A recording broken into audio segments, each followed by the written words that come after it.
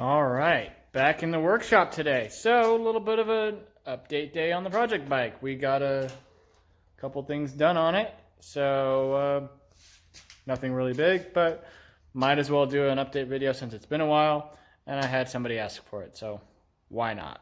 Here we go. All right, so anyways, the bike just got a wash up the other day. So it's looking all nice and clean and fresh. So real quick, just to kind of go over a few things, I ended up swapping out the bars. These are the Villopoto Renthal bars off of the race bike. I ended up putting some ODI bars.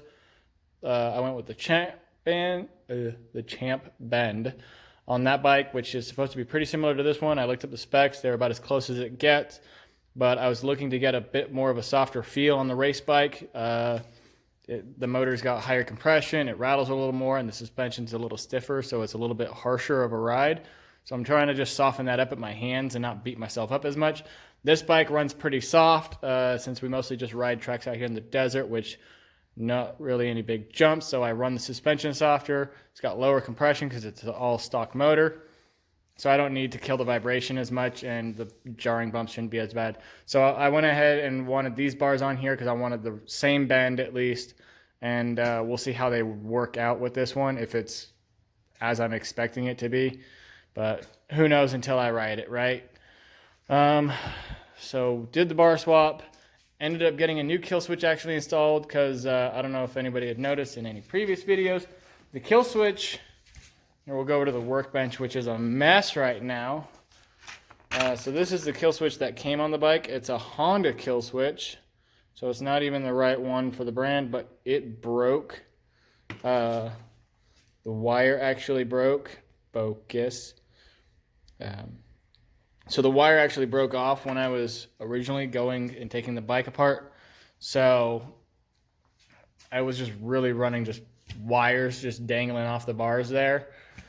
And so now I have a proper kill switch. So I ended up routing it down through here. Gave myself a little bit of slack, as you can, right there. It's not very good at focusing right now. And then right here, and then I ended up using some butt connectors. Reused the old connection lines. This one didn't. They must have swapped out the stock connector or something like that. I don't know, but it wasn't the same one as what came on this kill switch. So I did what I had to do to get it to all work. Let's see. Oh yeah. So that spot right there was under the bike. I'm not entirely sure what's going on with it, but it looked like we were getting a little bit of a transmission oil leak somewhere in this area. It might have been coming from somewhere behind the countershaft sprocket here, which if that's the case, that's not really good. But I'm going to try and dig into that here in a minute, see what's what. Today would normally be a riding day. We ride Monday, Wednesday, and Fridays. Today's just supposed to be more of a technique play ride day. Go out and do things like ride one-handed laps, circle track stuff, and just kind of come up with some stupid fun challenges between me and Daniel. But with my bike being down and out of commission, I might just come up with some stuff for him to do while I continue working on the bike. So for the moment, I guess I should get some tools and take the chain off and take a look behind that sprocket. Anyways, be right back. All right, well, it's been like 2 hours since I left. I pulled the chain and sprocket off and looked around through here. I ran the bike for probably like 15 minutes before I did anything. I didn't see any oil on my little paper towel there. So I pulled this off because it was looking like where the oil leak was coming from. The shaft seal looked like it was pretty dirty, so I cleaned all that off. My guess right now is that the seal that this shaft comes through, I think it's the main seal, I want to say. I'll have to double check. I think it's starting to get a little bit of seepage past it.